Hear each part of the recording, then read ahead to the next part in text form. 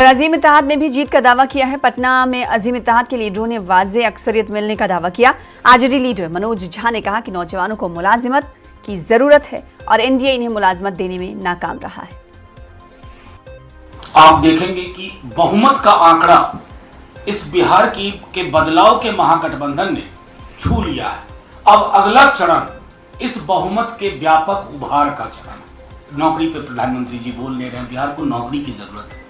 वो जो युवाओं की आंख में चमक है इस अंधे कुएं में, वो नौकरी को लेकर के है। अगर आपके सीईओ नीति आयोग मानता है कि बिहार पिछड़ा है, तो इसके पिछड़ेपन को दूर करने के लिए प्रधानमंत्री जी अपने भाषण के अलावा और क्या दिया है, और वो भी भाषण जिसमें सांकेतिकता ज्यादा होती है, यथार्थ बिल्कुल नहीं होता।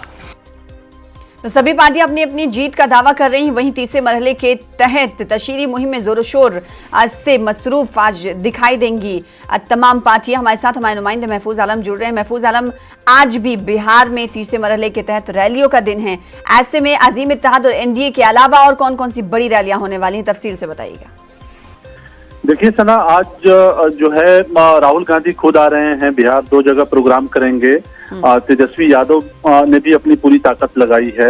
वजीर आला नीतीश कुमार की 6 प्रोग्राम है, 6 अवामी जलसों से वो खिताब करेंगे।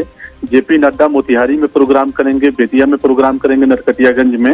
तो ये कहा जाए कि तमाम सियासी पार्टियों के दिग्गजों की जानिब से तीसरे मरहले में 78 सीटों पर जोकर इंतखाब होना है। 78 सीटों को हासिल करने की कोशिश जो है तमाम सियासी पार्टियों की जानिब से होगी। बिहार असेंबली इंतखाबात को लेकर इस तरह से दूसरे मरहले में इंतखाब हुआ है और अजीम इत्तेहाद ने अपनी जीत का दावा किया है, एनडीए ने अपनी जीत का दावा किया है। तो थर्ड फेज में और आखिरी फेज में लोगों को ये बताने की कोशिश एनडीए की जानिब से भी है कि पहले और दूसरे मरहले के इंतखाब में वो भारी पड़ रहे हैं। अजीम इत्तेहाद भी यही बात कह रही है कि वो पहले और दूसरे मरहले के इंतखाब में ज्यादातर सीटों को जीतेंगे, हुकूमत साजी का मौका जो है अजीम इत्तेहाद को मिलेगा। तो ये कहीं ना कहीं तीसरे मरहले के लोगों को ये बताने की कोशिश है ताकि वोटों को अपने इत्तेहाद की तरफ जो है राग़िब किया जा सके। सना, ये भी बताया कि तीसरे मरहले के इंतखाब में ऐसे हल्के ज्यादा हैं जहां अकलियतों की आबादी है और अकलियती आबादी उम्मीदवारों के किस्मत का फैसला करती है। आप देखें कि सीमांचल और मिथिलांचल की ज्यादातर सीटें जो अकलियती इलाके हैं वो तीसरे मरहले में वहां पे इंतखाब होना है। जाहिर है सीमांचल में एमआईएम भी कोशिश कर रही है, एमआईएम के भी उम्मीदवार मैदान में हैं, सेकुलर डेमोक्रेटिक फ्रंट बनाकर। कोसी में पप्पू यादव की अपनी एक पकड़ है, पीडीए बनाकर पप्पू यादव ने कोशिश किया है कि कहीं न कहीं जो है वोटों को हासिल करें, बिहार की सियासत में अपनी जगह मजबूत बनाएं, अपनी पकड़ मजबूत बनाएं। तो तमाम सियासी पार्टियां जो है तीसरे मरहले पर अब फोकस कर रही हैं। एनडीए की जानिब से जो एनडीए के जो लीडर्स हैं, चाहे वो जेडीयू के हों, बीजेपी के हों, वीआईपी के हों, ये तमाम कोशिश जो है जो पहले और दूसरे मरहले के इंतखाब को लेकर जो उम्मीदें एनडीए ने लगाया है और ये दावा किया है कि पहले और दूसरे मरहले में ज्यादातर सीटें जो हैं एनडीए के हिस्से में आएंगी। तो ये बताने की कोशिश है तीसरे मरहले के हल्के को, असेंबली हल्के को 78 असेंबली हल्के हैं जहां बिल्कुल हम ये देख पा रहे हैं कि तमाम सियासी पार्टियां अगर एनडीए अजीम इत्तेहाद की बात करेंगे तो अपनी अपनी जीत का दावा कर रही हैं। लेकिन तीसरा और आखिरी मरहला महफूज, अगर इस मरहले में असेंबली सीटों की बात करेंगे तो 74 असेंबली सीटें हैं। यहाँ के अगर अहम मुद्दों की बात करें तो क्या कुछ मुद्दे हैं जो अवाम को दरपेश रहती हैं?